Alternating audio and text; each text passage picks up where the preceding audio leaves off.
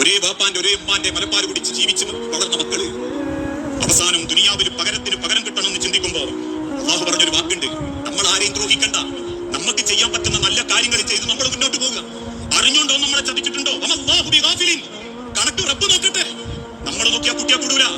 എന്തേന്ന് ചതിച്ചിട്ടാണ് ഓൻ അത് ഉണ്ടാക്കിയതെങ്കിൽ, ആളെ പറ്റിച്ചിട്ടും വഞ്ചിച്ചിട്ടും കുതികാല് പറ്റിയിട്ടും കുതന്ത്രം വരച്ചിട്ടും ഓൻ ഇന്നെ ഒറ്റിയതെങ്കിൽ ഞാൻ കണ്ടിട്ടില്ലെങ്കിലും കണ്ട റബ്ബ് അത് കൊടുക്കും.